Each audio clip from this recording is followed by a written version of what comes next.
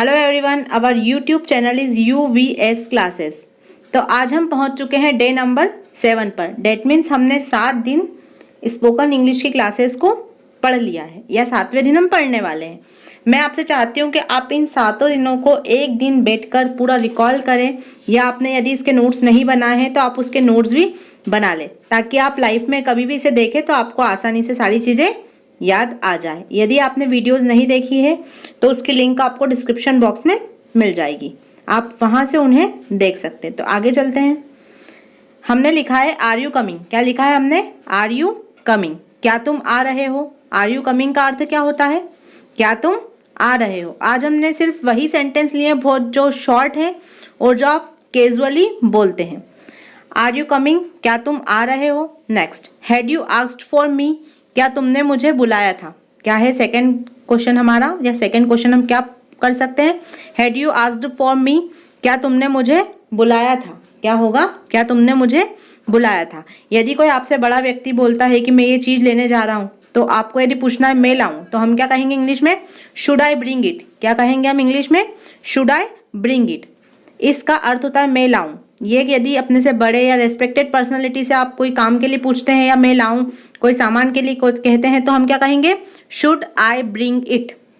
Next, what do you mean. यदि हमें किसी से पूछना है क्या मतलब, तो हम क्या कहेंगे? What do you mean. क्या मतलब का अर्थ क्या होता है? What do you mean. Will you do one thing. क्या लिखा है हमने? Will you do one thing, क्या एक काम करोगे। मैंने आपसे पहले ही बोला था यदि विल आता है तो भविष्य में बात चली जाती है, मतलब करोगे या करोगी। तो will you do one thing, क्या तुम एक काम करोगे या एक काम करोगे।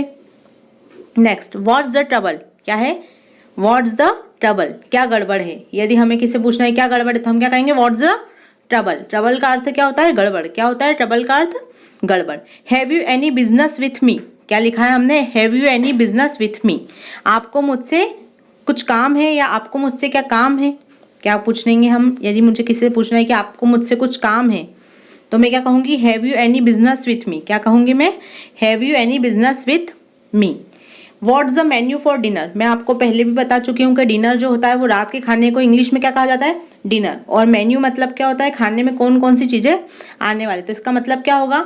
रात के खाने में क्या क्या है। यदि हमें किसी से पूछना है कि आज रात के खाने में क्या बनेगा, तो हम इससे इंग्लिश में कैसे पूछ सकते हैं? What's the menu for dinner. तो आगे चलते हैं। When shall we meet again. मैंने आपसे पहले भी कहा था कि व्हेन का अर्थ होता है कब। क्या होता है व्हेन का अर्थ? कब। अगेन मतलब होता है फिर से। क्या होगा?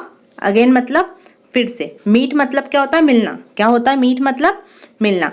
अब फिर मुलाकात कब होगी। यदि हमें किसी से पूछना है कि अब फिर मुलाकात कब होगी, तो हम क्या कहेंगे? When shall we meet again. Next, what should I wear in the party tonight. क्या लिखा है हमने? What should I wear in the party tonight, मैं आज रात की पार्टी में क्या पहनूं। यदि हमें किसी से पूछना है कि मैं आज रात की पार्टी में क्या पहनूं, तो मुझे क्या पूछना पड़ेगा? What should I wear in the party tonight. Next, would you like to join us. क्या लिखा है हमने? Would you like to join us, क्या आप हमारे साथ बैठेंगे। यदि हम कहीं गए हैं या किसी पार्टी में भी हमें किसी को ज्वाइन करना है या किसी से बोलना है कि आप हमें ज्वाइन कर लो, तो हम क्या पूछेंगे इंग्लिश में? Would you like to join us. Next, why don't you listen to me. क्या लिखा है हमने? Why don't you listen to me. Why का अर्थ क्या होता है? क्यों। वाई का अर्थ क्या होता है? क्यों। तुम मेरी बात क्यों नहीं सुनते। क्या यदि मुझे किसी को इंग्लिश में बोलना है कि तुम मेरी बात क्यों नहीं सुनते, तो मैं उसे क्या कहूंगी? Why don't you listen to me. आगे, how have you come back. क्या लिखा है हमने? How have you come back, तुम वापस कैसे आ गए। कम बैक मतलब वापस आना। क्या होता है कम बैक मतलब? वापस आना। हाउ का अर्थ होता है कैसे, तुम वापस कैसे आ गए। Next, which is the best hotel here. क्या लिखा है हमने? Which is the best hotel here, यहाँ सबसे अच्छा होटल कौन सा है। यदि हमें किसी से पूछना है कि यहाँ सबसे अच्छा मॉल कौन सा है, तो हम होटल की जगह मॉल कर सकते हैं। या हमें किसी से पूछना है सिनेमा हॉल कौन सा सबसे अच्छा है, तो हम इसकी जगह सिनेमा हॉल कर सकते हैं। आप इससे बहुत सारे सेंटेंस बना सकते हैं। Next, why do you trouble yourself. ये थोड़ा बड़ा सेंटेंस है, पर इसका हिंदी में मतलब क्या होता है? आप क्यों तकलीफ करते हैं। क्या होता है इसका हिंदी अर्थ? आप क्यों तकलीफ करते हैं। Next, which of this two dresses will suit me better. क्या है? Which of this two dresses will suit me better, इन दोनों में से कौन सी ड्रेस मुझ पर सूट करेगी। यदि हमें कुछ पहनना है और हम कंफ्यूजन में, हमें किसी से पूछना है कि मुझ पर कौन सी ड्रेस अच्छी लगेगी, तो हम क्या कर सकते हैं, which of this two dresses will suit me better. तो चलिए, हमने लिख रखा है डू यू रिकॉग्नाइज हिम। क्या लिख रखा है हमने, डू यू रिकॉग्नाइज हिम, क्या आप उसे पहचानते हैं। हम क्या कहेंगे कि क्या आप उसे पहचानते हैं, तो हम इसे इंग्लिश में कैसे कह सकते हैं, do you recognise him. Next, where should I look for him. मैंने आपको पहले भी बताया था कि वेयर का अर्थ क्या होता है, कहाँ, क्या क्या होता है वेयर का अर्थ, कहाँ। मुझे उसे कहाँ ढूंढना चाहिए। यदि कोई चीज़ घूम जाती है तो हम किससे पूछना, मुझे उसे कहाँ ढूंढना चाहिए, तो हम उसे इंग्लिश में क्या कहेंगे, where should I look for him. May I use your phone. यदि किसी व्यक्ति का हमें फ़ोन यूज़ करना है तो हम उसे इंग्लिश में कैसे पूछेंगे, may I use your phone. क्या पूछेंगे हम, may I use your phone. Next, how is your mother now. अब तुम्हारी माँ की तबीयत कैसी है। यहाँ पर हमने तबीयत के बारे में नहीं लिखा है, पर हम इसका मतलब क्या होता है, how is your mother now, NOW। Now का अर्थ क्या होता है अब। तो आगे चलते हैं, हमने लिखा है वेयर शैल वी मीट। क्या लिखा है हमने, where shall we meet. Where का अर्थ क्या होता है, कहाँ, क्या होता है वेयर का अर्थ, कहाँ, हम कहाँ मिलेंगे। और वी का अर्थ क्या होता है, हम। क्या होता है वी का अर्थ, हम, और वेयर का अर्थ है कहाँ, हम कहाँ मिलेंगे। Next, for how long have you been here. क्या लिखा है हमने, for how long have you been here, आप यहाँ कब से हैं। यदि हमें किससे पूछना है कि आप यहाँ कब से हैं, तो हम उसे इंग्लिश में कैसे पूछ सकते हैं, for how long have you been here. Are you going to be late tonight. क्या लिखा है फिर हमने, are you going to be late tonight, क्या आप आज देर से आएंगे। यदि हमें किसी से पूछना है कि आप आज रात तक या देर से आएंगे, तो हम क्या पूछेंगे, are you going to be late tonight. Next, how long will it take. क्या लिखा है हमने, how long will it take, कितना समय लगेगा। यदि हमें कुछ काम कर रहे हैं तो हमें पूछना है किसी कितना समय और लगेगा, तो हम क्या पूछेंगे, how long will it take. क्या पूछेंगे हम, how long will it take. आगे चलते हैं, it was not the correct answer. क्या लिखा है हमने, it was not the correct answer. Was लगा है मतलब हमारी वीडियो क्या होगी, हमारी जो ये सेंटेंस ये कहीं में चले गया था। It was not the correct answer, यह ठीक उत्तर नहीं था या यह सही उत्तर नहीं था। Next, is it me you want to see. क्या लिखा है हमने, is it me you want to see, क्या मुझसे ही मिलना चाहते थे।